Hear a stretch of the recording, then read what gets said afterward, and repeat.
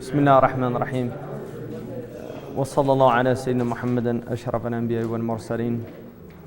The Prophet, peace be upon him, when he went out to his house, he had a prayer. He said, Allahumma inni a'udhu bika an adalla aw udal. Oh God, I seek refuge in you that I should go astray or be led astray. Adalla aw udal. Aw azilla aw uzal. Or that I should trip or that I should be tripped. Azilla aw uzal. Aw adlim aw udlam alayya. Or that I should oppress or that I should be oppressed. Aw ajhal aw yujhal alayya. Or that I should show ignorance or I should be the victim of somebody else's ignorance. So that was a prayer that he made when he began his day. Today, this lecture, inshallah, is going to be on the topic of Islam. And can I ask where in the Quran I noticed you were reading from? oh no, I wasn't reading that. Yeah, that was from the. No, this is a passage I'm going to look at, but I could write it out for you if you want. To begin, I'm not going to talk today about the Shahada because that's going to be in the section on Iman. So I'm going to really more focus on the four pillars after that and then look at the Sharia. So I would begin by saying the best way to understand a tradition in my estimation is what they call through the normative practice in comparative religions. I studied that my undergraduate work was in comparative religion, and I noticed that teachers tended to take one of two routes. They would either use the class as a way of analyzing a teaching, allowing the teaching to speak for itself, or they would use the class, well, there are probably more than two, but the basic two, where they would use the class to to superimpose their prejudices on the tradition and really tell what they thought about the religion instead of allowing the tradition to speak for itself. And one of the best ways to do that, and it will seem like they're being objective, but it's actually quite, and I don't know if there's malintent, and I'm not going to get into that, but one of the best ways of doing that is to look at a religion from what they term a descriptive approach, which was where instead of looking at what the religion says, you look at what the people who practice it do. And then you can just explore a lot of problematic aspects of any teaching. You can say if you have a bone of contention with Catholicism, you'll really emphasize in your course on the Inquisition and how horrific the Catholics were. That's true, but the problem is that to the non-believer, one looks and sees that which is being practiced or being practiced upon. You can say that all religions, preach humility and love thy neighbor, and all of the things that we would consider as positive. But if you are being harassed or being told what to do in the name of God, you tend to focus on that. How does one get out from that? Well, yeah, and these are good points, and this is why people will often focus on that. And we live particularly in an age when secularism has become quite dominant, and the religious worldview, certainly in the West, has taken a back seat. But my point of bringing that out is that I would prefer that anyone who looked at a tradition, and this is my practice with any religious tradition, is to look first and foremost at how the tradition itself is articulating itself, how the tradition is describing itself, irrespective of how it's been practiced in the past by people, whether it's Christianity, Judaism, Islam, Hinduism, or Buddhism. And then to move into a descriptive examination of the teaching, of how has this teaching impacted human cultures. So I think both views are valid, but when there is an emphasis on one as opposed to the other, I think that's going to lead to some very serious misconceptions with any tradition. And that on top of biases that people might have, so they'll examine certain areas to the exclusion of other areas. So what I would like to do is look at a few verses in the Quran dealing with the idea of Islam, the word itself, in the Quran. And the first one is in the third surah chapter. It'll say S 3. It's on page 165 of your blue text. S3, which means Surah 3. And then at the bottom, it's the ayah or the verse 83. Page 165. It says, أَفَغَيْرَ دِينِ اللَّهِ يَبْغُونَ. Do they seek other than the deen of God? That's what it says. So I want to look first at two words here. Sometimes you'll see it written like this. Deen in the Arabic language is related to debt, which, it's interesting that guilt in German is the origin of guilt is also debt. And there's an argument that a lot of religion is based on a sense of indebtedness or guilt towards God. The word deen is related to debt. And the idea with the word deen, because Islam is called in Arabic Deenul Islam, the deen of Islam. Literally you could translate it as the debt of Islam, the debt of submission. In other words, the idea is that we have been endowed or given blessings by the Creator, and the debt that we owe is submission to the Creator. So the deen, now if you look, the word has many meanings, and it comes from a root word, da-ya-na. Da-ya-na. One of the meanings is to discipline something. There's a tradition where the Prophet said, "Man dana nafsahu," whoever disciplines his soul. So deen is related to disciplining the soul. Another meaning is the day of judgment, Yawm ad-Din. In the first chapter of the Quran, it says the day of judgment. The word used for the day of judgment is Yawm ad-Din, the day the debts fall due. The day the debts fall due, the day of reckoning, the day of hisab. Another meaning is a rain that returns again and again and brings the earth back to life. That's another meaning in the Arabic language. So deen, you get a semantic field and you start getting a feel for the word, what it means. There is an idea, definitely, in the Quran. There is a concept that there has been an unbroken chain of deen since the beginning of the Adamic experience on earth. Bless you. An unbroken chain since the beginning. There's an idea that there has been prophetic dispensations to human beings since time began, or at least since the experience of time for the human being. Now, the verse says, do they seek other than the deen of Allah, while all creatures in the heavens and the earth have willingly or unwillingly bowed to His submission?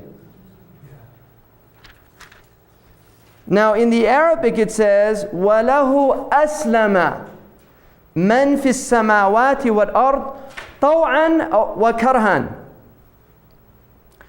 So what it's saying there in the Arabic is, do they seek other than this deen, when in reality everyone is in a state of submission, willingly or unwillingly, and to Him is their return. So the first meaning of Islam that we're getting in the Quran is all of creation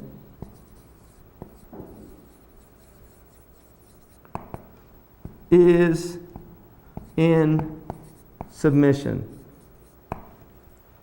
That's the first meaning. Because the word Islam means submission. It means, aslama means to submit. Now if we break down the word, so this is the first meaning that you will find in the Quran.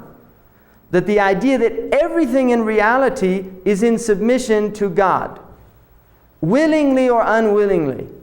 We are all in submission. Now there are areas of submission that the human being recognizes. One of them is the call to nature. right? We have to do certain things that we cannot avoid. One of them is to eat. That is part of our nature. We get hungry, we must eat or we die. We have to relieve ourselves once we've eaten or taken drink. We have to sleep, right? Byron called sleep the gentle tyrant. It oppresses us, but it's not an oppression that we mind. But sleep comes upon us and we can't fight it eventually. Few days, maybe. Go too long and you go into acute psychosis. So the idea is that there are aspects, and then we have submission in our being. There are limitations to the physical body. We have limitations. We can only eat so much. We can only do so much physically before we're exhausted. We have limitations in our movement, given the structure of our bodies. So there's a type of a submission of the self, given that we are temporal creatures, limited to physical and limited by physical aspects of our nature. So in the Quran, there is an idea that everything is in submission, and then there is a reminder that we will be returned. That if you look at creation, things are emerging and then returning into non-existence. Everything that has life comes into existence and then returns to non-existence. The plant, the vegetable kingdom, the animal kingdom, and ultimately the mineral kingdom. All of this is going into non-existence after it had come into existence. Now the next verse that I'd like to look at is 2:133. 2:133. It's page 53. Page 53 in the blue book. Surah 2, verse 133. The verse says, "Were you witnesses when death came to Jacob, Yaqub? Behold, he said to his sons, 'What will you worship after me?' They said, 'We shall worship your God and the God of your fathers, of Abraham, Ishmael, Ishaq,'" or Isaac, "'the one true God to whom we submit.'" Now in the Arabic it says, وَنَحْنُ لَهُ مُسْلِمُونَ. So here is an idea that the previous tradition, because remember this is the Quran coming, the Prophet Muhammad is teaching this Quran. And there's an idea certainly in most people's minds that Islam is the religion of Muhammad. Right? This is the idea that most people have. What's being emphasized here is something else. This is the religion also of Isaac, of Abraham. Because they're saying, we are submitting to your God and the God of those who went before you, and we are Muslims. So the second definition is Islam as guidance from prophets. Islam as guidance from prophets, irrespective of one individual prophet like the Prophet Muhammad or Jesus or Moses or Buddha if he was, Krishna. I don't know. I mean, there's prophets we don't know about. The Quran says some of them we've told you their stories and others we have not. But there is definitely an idea in the Quran that Islam is the teaching of all of these prophets. Now the third aspect is Islam as the religion of the Prophet Muhammad.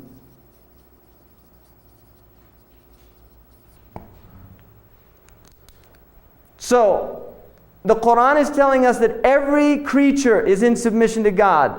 The Quran is telling us that previous prophets were teaching Islam as a religion.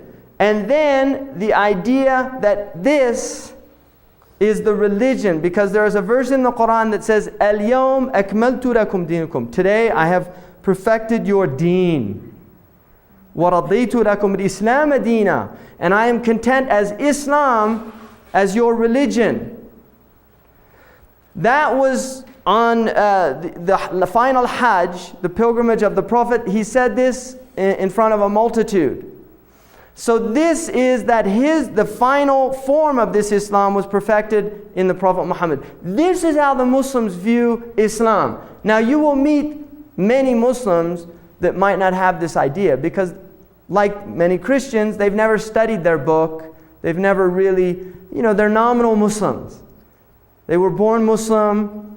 They might believe it because their fathers told them that this is true, or because, like many people in this country, they have fond childhood memories of Christmas, things like that, so they relate to Christianity or their Judaism, whatever. I mean, many people, this is really, bottom line, why they are what they are, because they were born into a certain environment. So if you were born in Sri Lanka, you might be Buddhist. If you were born in China, you might be a Taoist or a Confucianist. If you were born in America, you could be a myriad of teachings following, even now, paganism. I know a woman in Santa Cruz who's raising her child as a pagan quite consciously. They have altars to different gods, like the moon goddess and things, in the house, and that's how she's raising her child, right? And this will become more and more common as people begin to break off. The homogeneity of previous periods is really breaking down. Like one of the poets said, the center is no longer holding, right? We're really seeing a breakdown of what some of them would call the grand narrative of cultures. That probably is not true in the Muslim world to the extent it is in the West, for a number of reasons.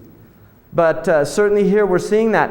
So now there is a fourth aspect of Islam that I'm going to add here, which is death. Because the word in Arabic to die is aslama. Aslama nafsahu. He gave up the ghost. Right? I mean, this is what we used to say. I remember hearing that expression when I was younger. He gave up the ghost, right? The spirit. He died, right?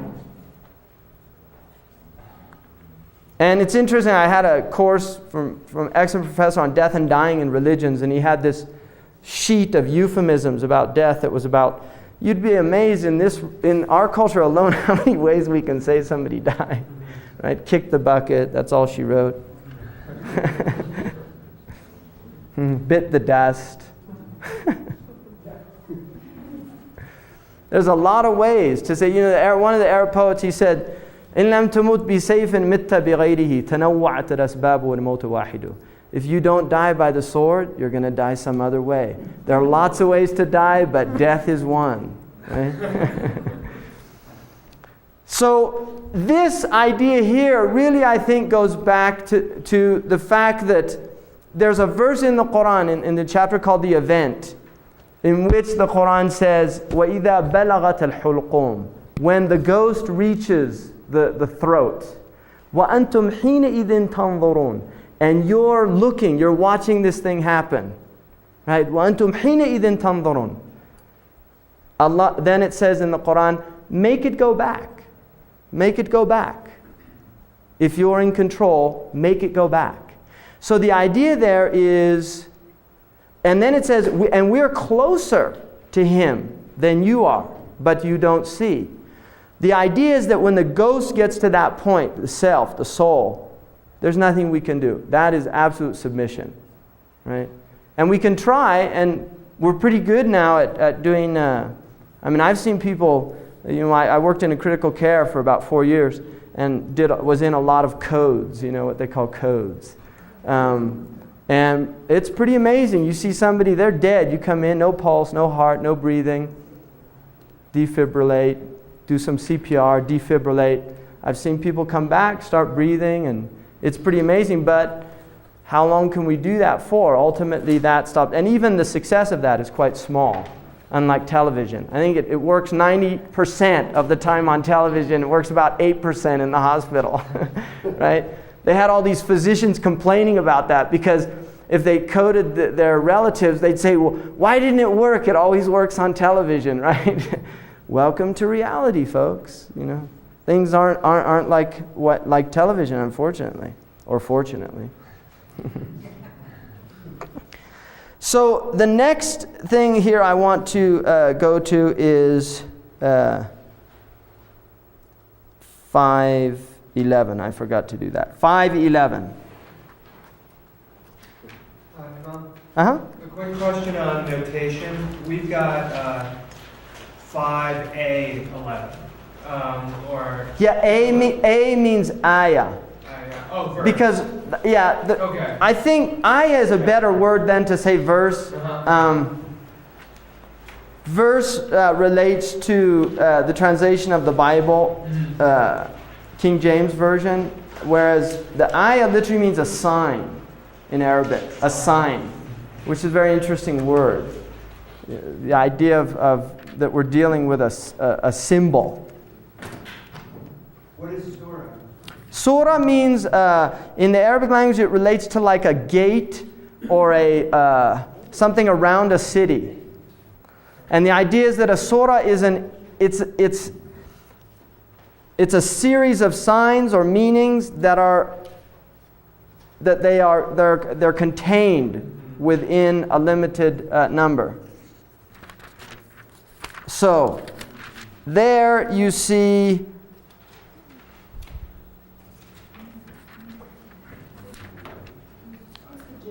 oh, I'm sorry, 5111. It's 5111. What's that? The J? Where's that? On the center of the page. Okay, good. That's juz, which is the 6th part. So there's 30 parts to the Quran. And juz is Arabic for 1/30th of the Quran. Juz means a part. So the 6th part means this is the 6th, beginning with the first 1, 2, 3, 4, yeah. And the last part would be the 30th. So there are 30 parts of the Quran. We're in the 6th part. Yeah. Could you give a page number? Yeah, page number is 325.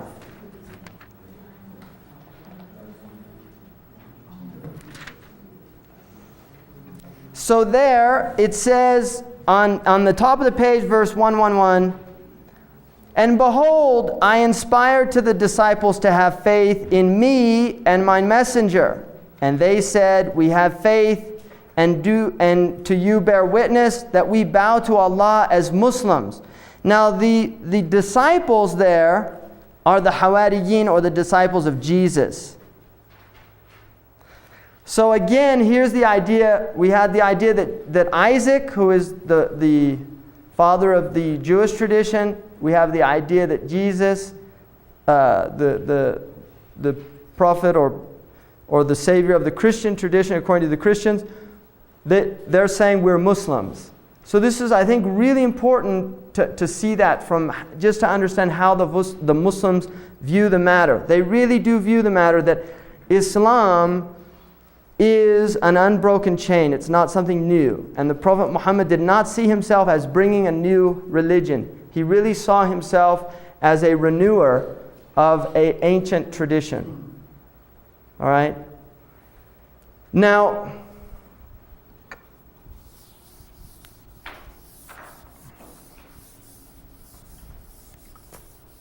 once you've seen those, what we're attempting to do in this 2-week period is understand Islam from the perspective of the religion of those who believe in the Prophet Muhammad and his tradition. Not so much, we're not here to study comparative religion. I'm not here to teach you about your own traditions or anything like that. But just as a starting point, I think it's important to recognize that that is definitely part of the Muslim worldview. That Christianity, it was an Islam. Judaism was an Islam. And there were many Islams that we don't know about and don't name because the Quran does not mention them. It talks about other traditions simply, and it does not mention them by name. But like Dr. Shafi'a mentioned the other day, there is a tradition from the Prophet Muhammad that there have been 124,000 prophets. There have been 313 or 14 messengers. There have been over 100 books that have come down.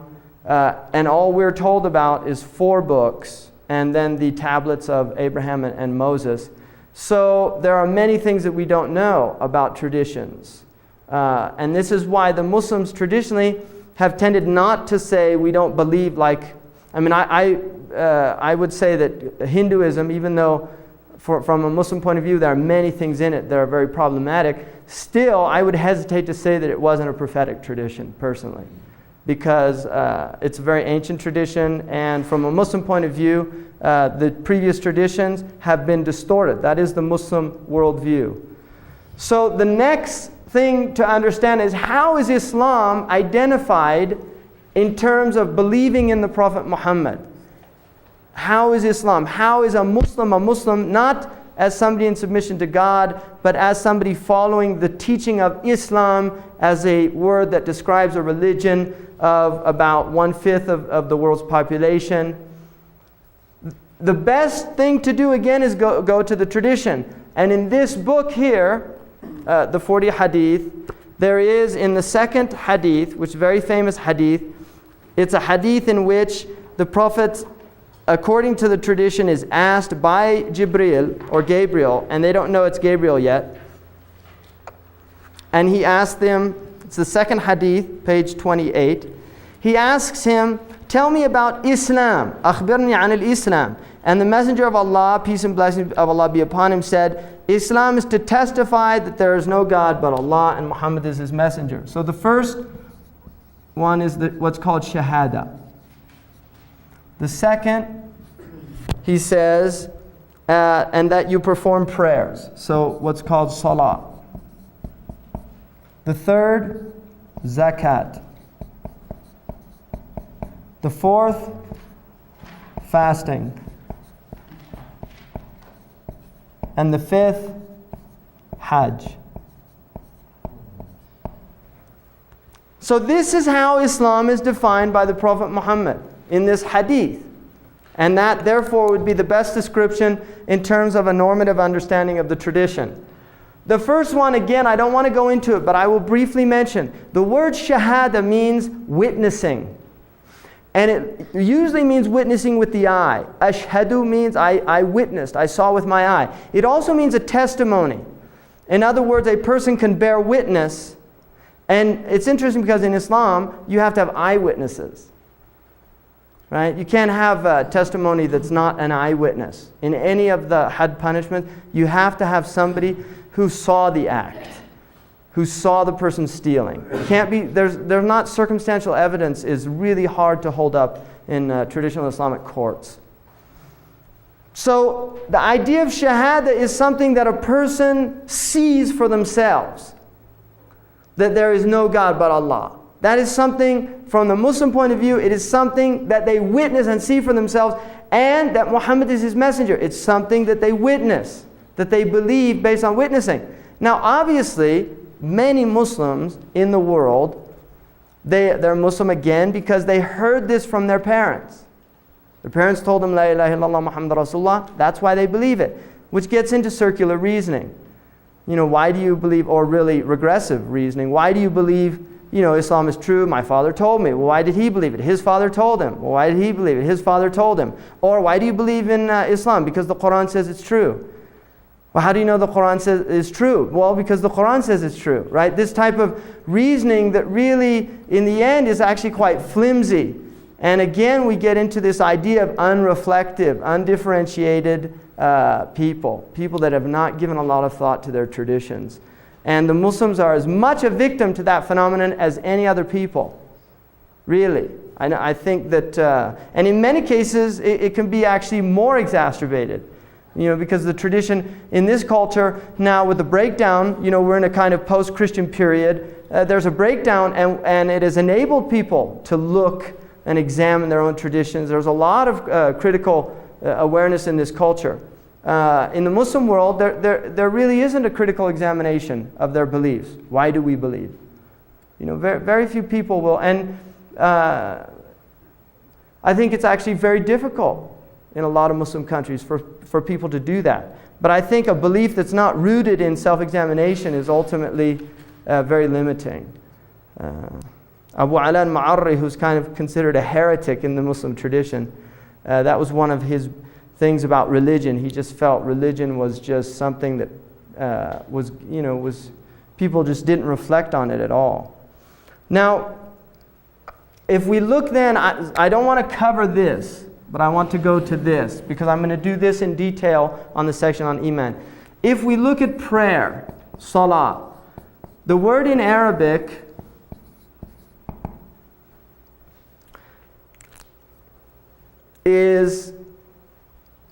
it's a word that comes from a root word that means, it can mean a few things. One of them is to burn up. The idea that prayer burns up wrong actions. That is one of the meanings. Another root meaning is a connection, a sila, a connection with God. That prayer is a connection with God. Another idea of the prayer is submission itself, that the prayer is a form of submission. Now the Quran, the idea in the Quran about prayer is that all peoples and all creatures have been given a prayer. If you look in 22:18, 22:18. Is that a page? It would be 954.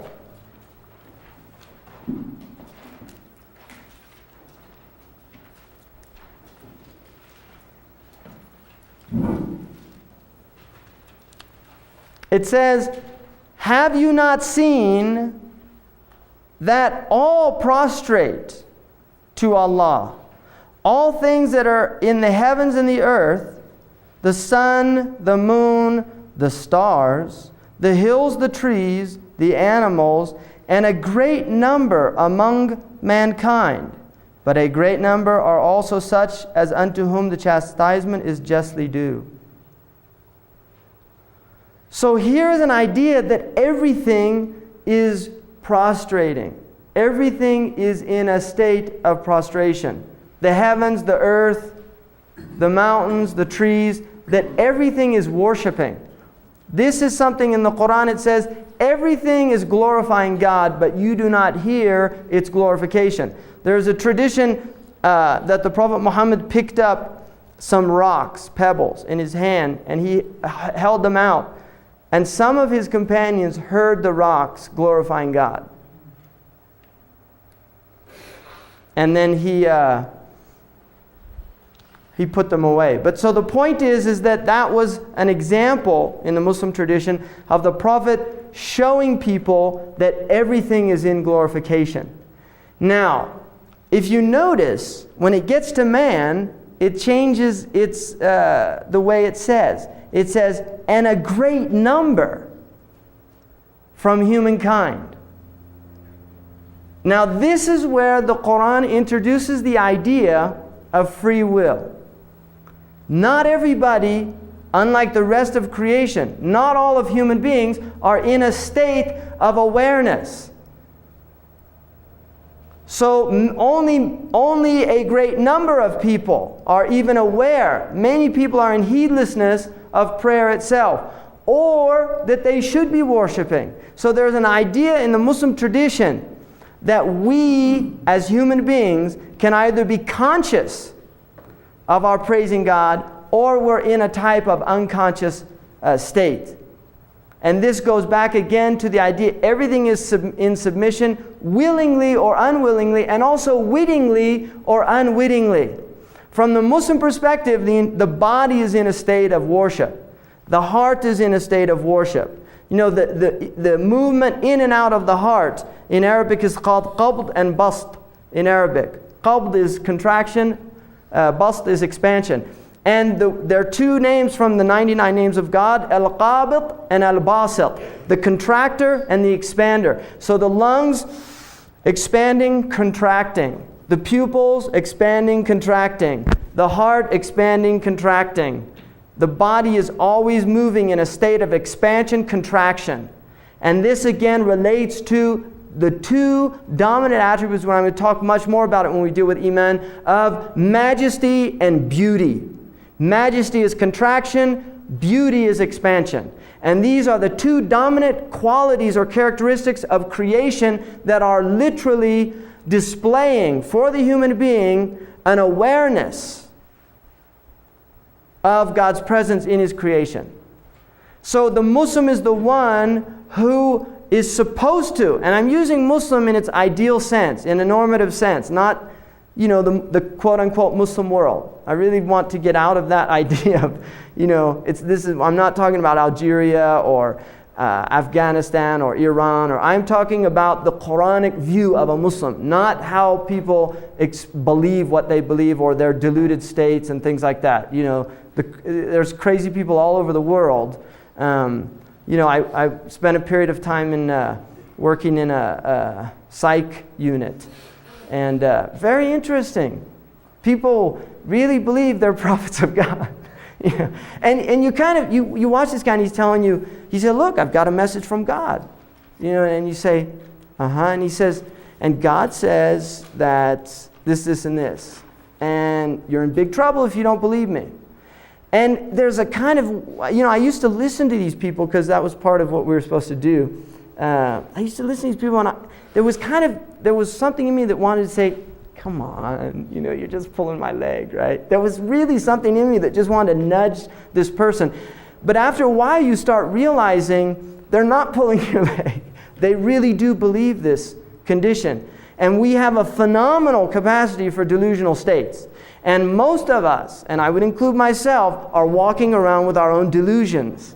We're just simply unaware of them. And I would really recommend a book, if you're interested in this subject, by Gorman, the man who wrote Emotional Intelligence. He has another book that is actually, I think, much better than the first one. The first one became popular, interestingly enough. The second one is not as popular, but it's called False Truths, Vital Lies. Simple Truths. Vital Lies, Simple Truths. The Psychology of Self-Deception. Very interesting book. Because here's somebody who's just looking at now what we know about our brain and our delusional states. And I think that religion is really one of the big opportunities to go into serious delusional states. Goleman. Goleman.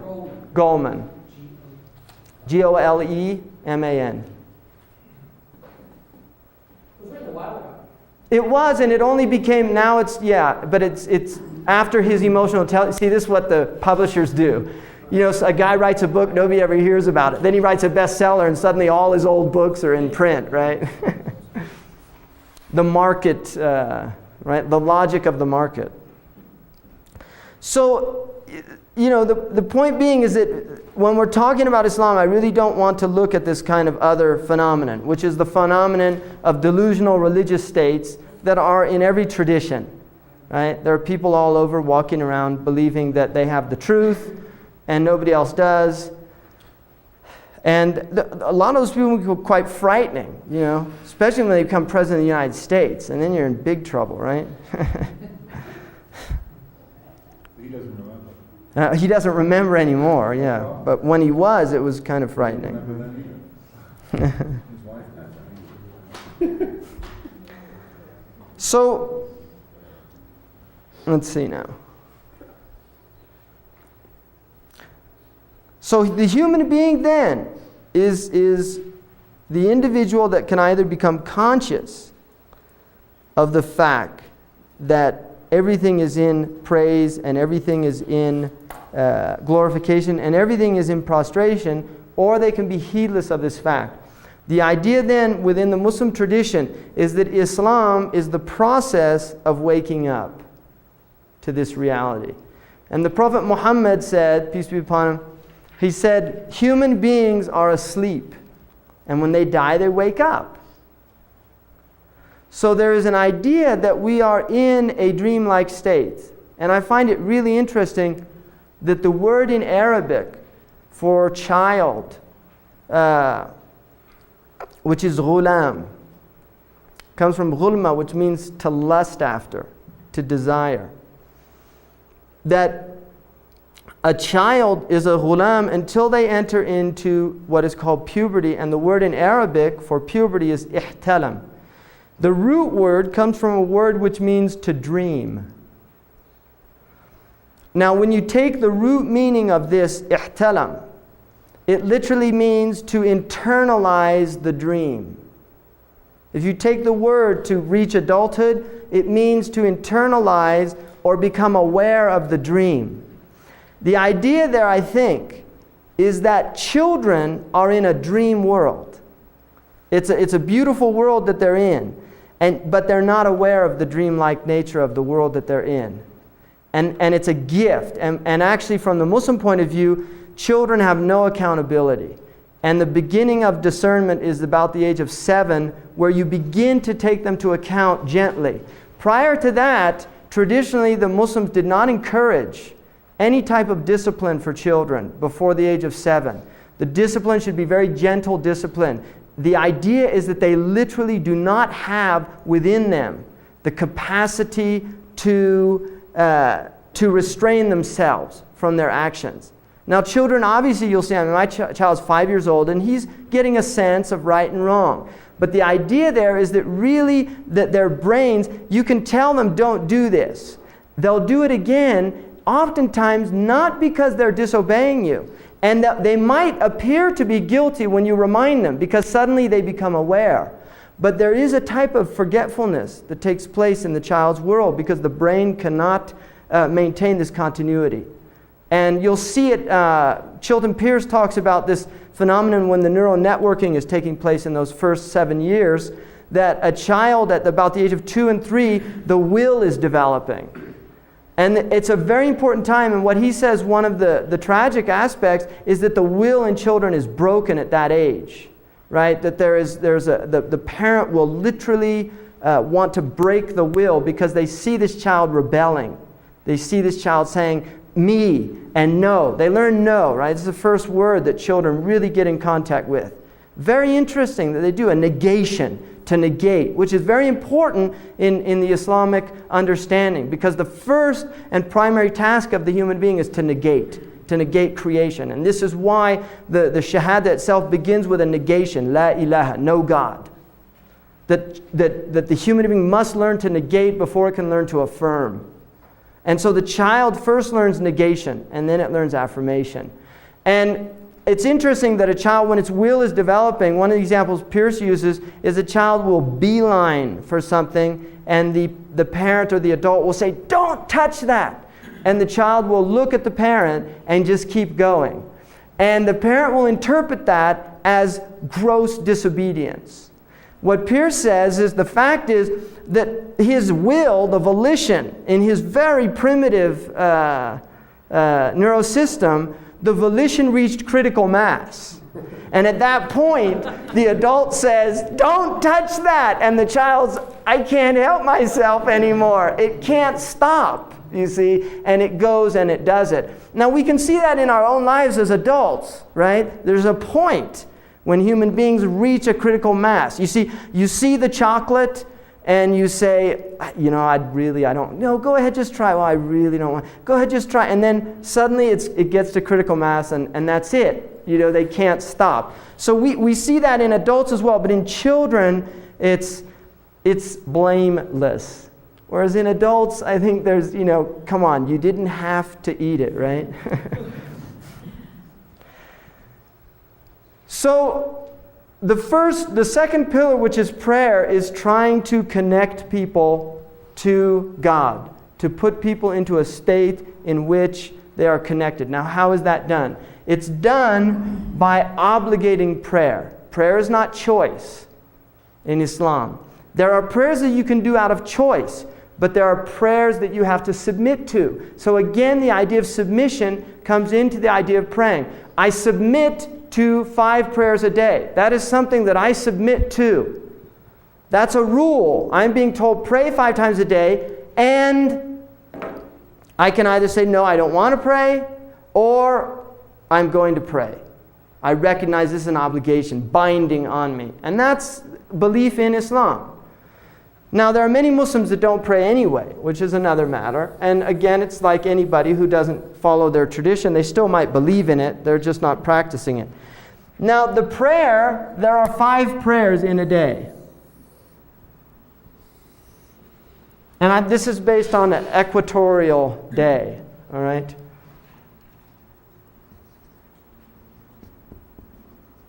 Here's sunset. And here's sundown. Here's your meridian point. Here's your midnight point.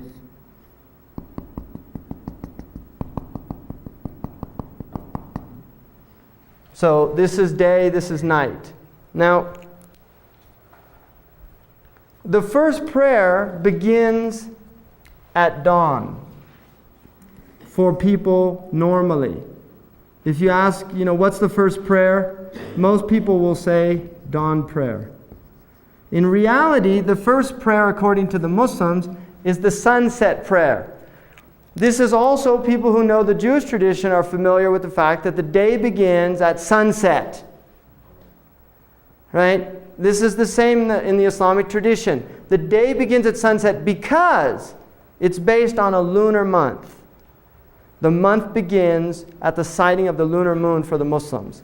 And the lunar month begins with sunset. That's the first time that the moon is visible when it's new. Now, this prayer it's got a short window until the red is gone out of the sky. That's the time for Maghrib. So Muslims are supposed to pray it very quickly. Now it's interesting that the Quran says in many places that the 2 ends of the day are the times when people should remember God.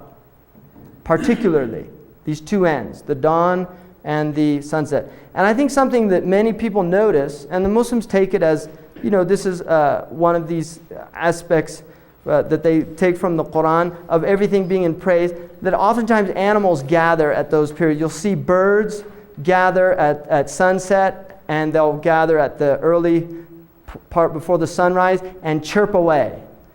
They literally gather and congregate during that time and chirp away.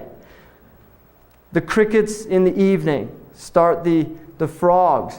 That these are all seen as literally praises. That's the way the Muslims view it. Now I'm sure, evolutionary biologists would say the cricket's cooling himself off.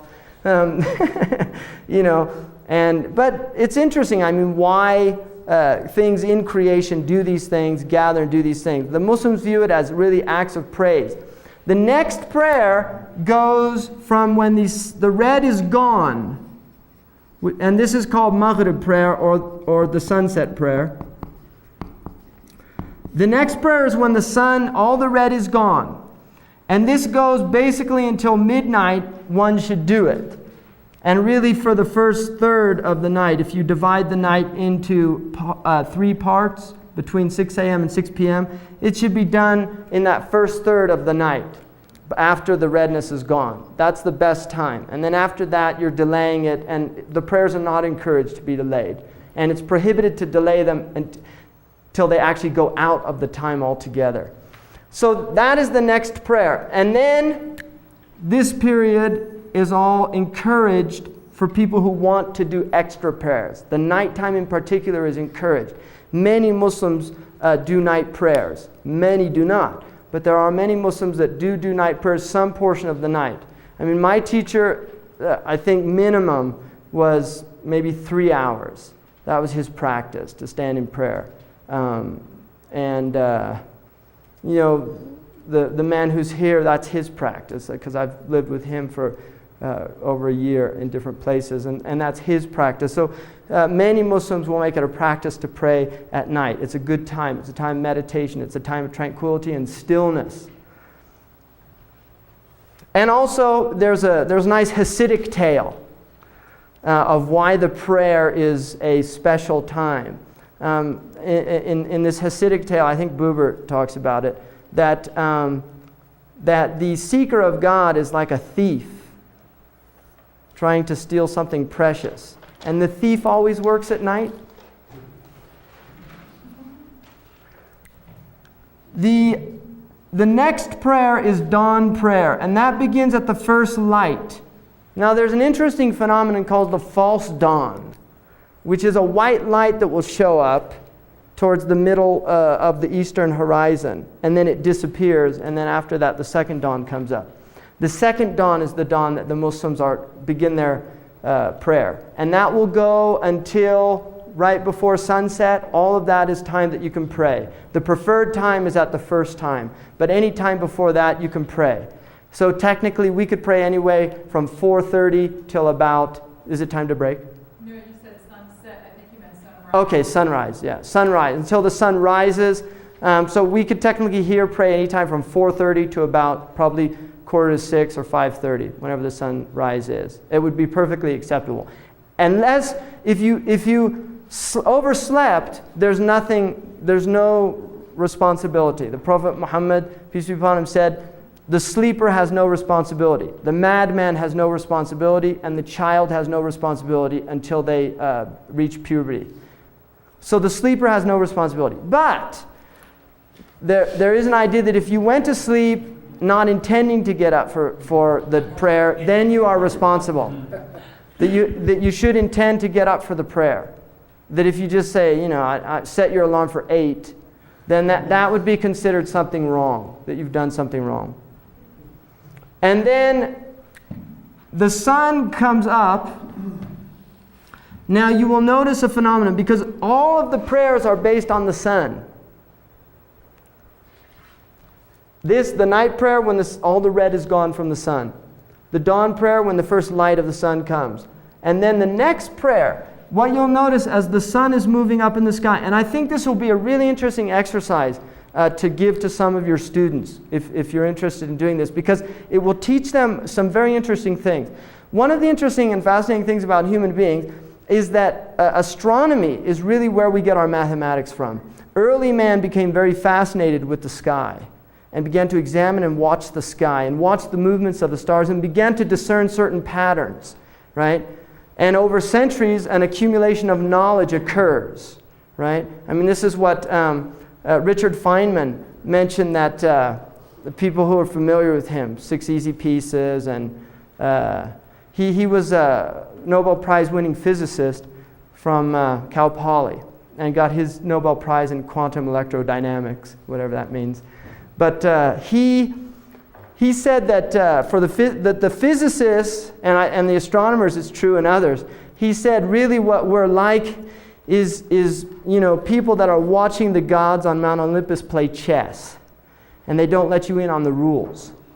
So what you do is, you have 40, 50 years of thinking in your lifetime. You start watching the game and you notice, the bishop only moves that way, and the pawn moves this way, and the queen moves this way, and you start discerning rules. And he said, and we begin to write those down, right? So we're discerning that there's patterns here, but we really haven't been given a whole lot of information.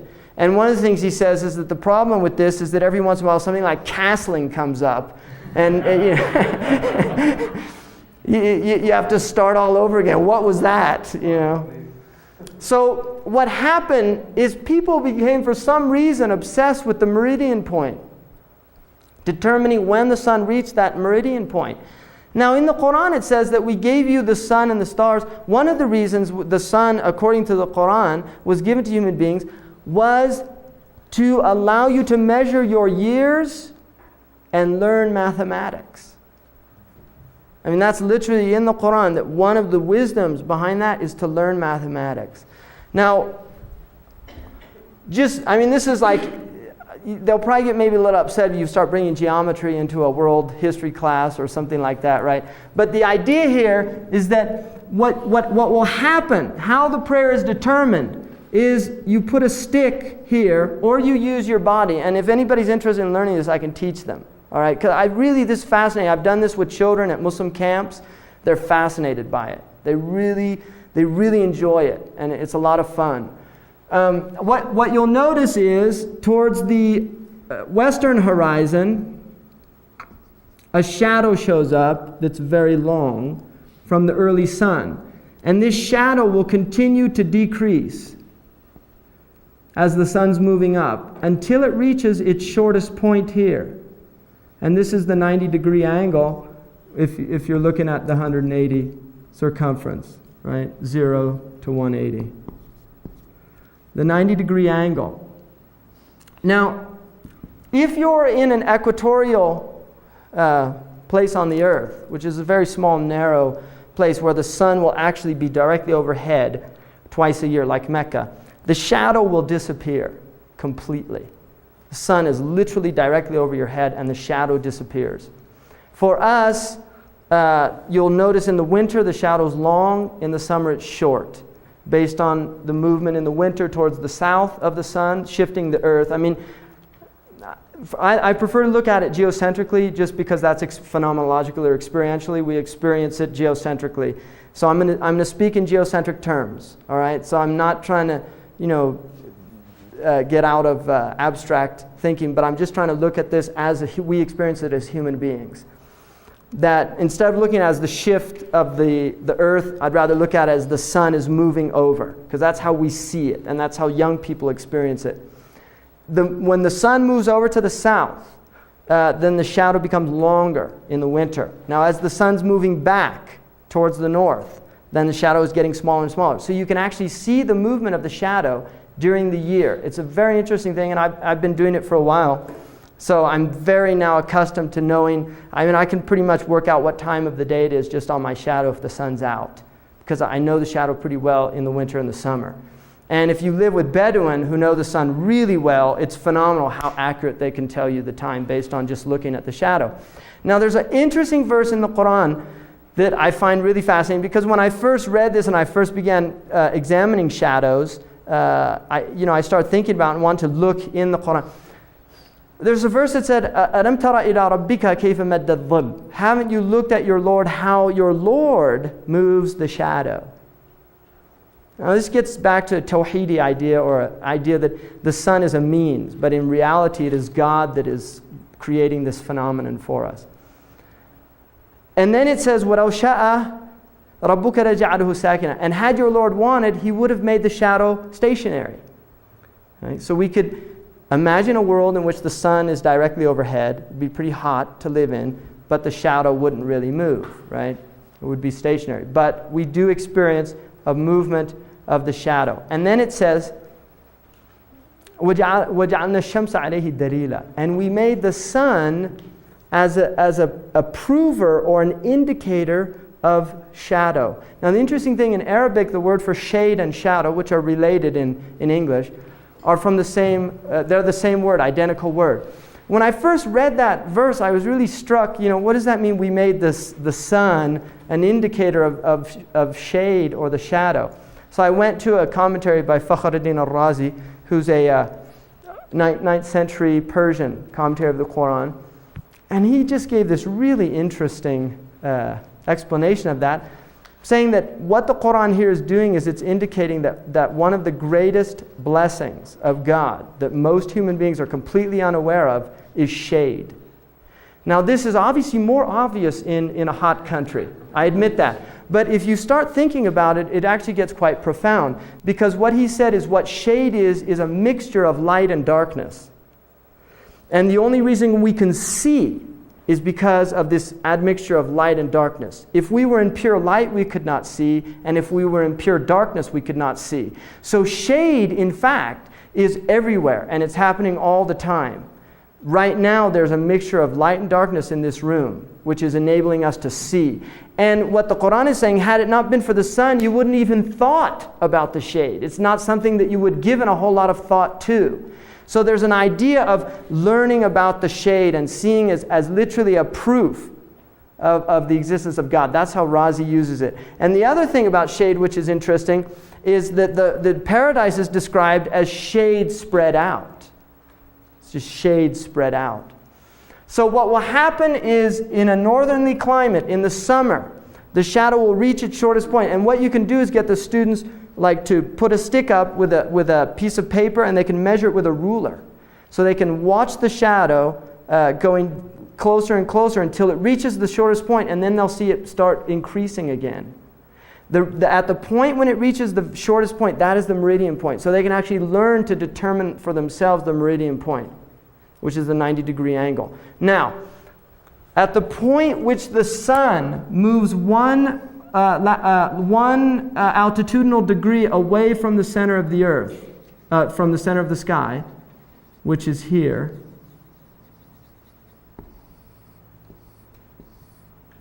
that is the beginning of the Dhuhr prayer. And the sign of it is the shadow begins to increase towards the east. Now that is the first prayer that was given to the Prophet Muhammad. And the idea there is, according to the commentators, is the interesting thing about the beginning of the...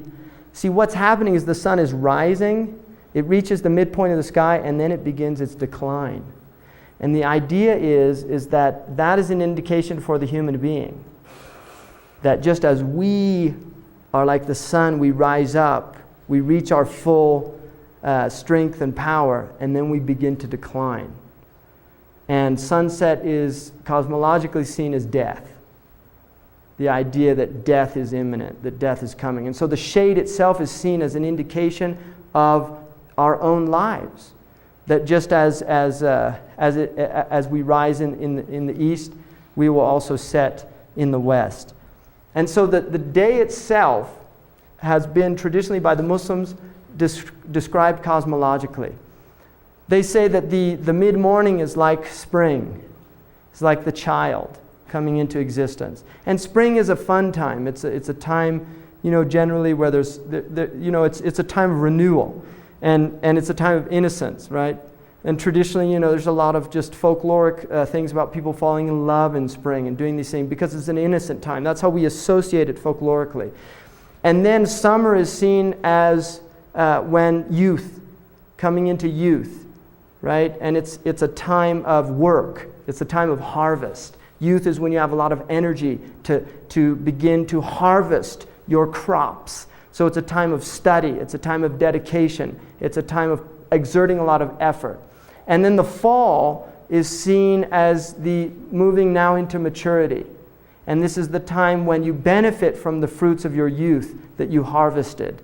That your mind begins to mature in a way that you now become conscious, and you begin to use the wisdom of your youth in ways. And this is interesting. I think Erickson's model is interesting, that he talks about this period being productivity versus stagnation, right? That people begin to think beyond themselves as they reach into this mature period of around 40. And it's interestingly that the Muslim worldview does demark the year 40 as this year where perception begins to change, where one begins to get outside of one's egotistical youth and begins to really look beyond one's personal welfare and benefit, and really looks, how can my life be meaningful? And ultimately, meaning in life arises out of service, out of going beyond the self, out of looking at what is my contribution going to be to my society, to my family, to my culture, to my tradition.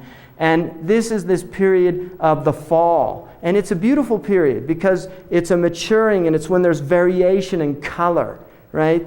You're getting the changing of leaves and all these things. It's a very interesting time, fall. And then winter, which is moving into that last period of life.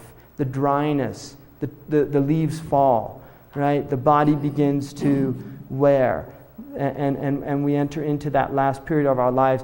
And then death. And then, according to the Muslims, rebirth in the next world, right? Which would be the renewal. And spring is the sign of that. So you can see how in the prayer there is this cosmology embedded here. I think we'll take a break now. All right? Is that good? And then what we'll do is we'll come back and I'll open it up for some questions about the first section and then start on the second section. Okay?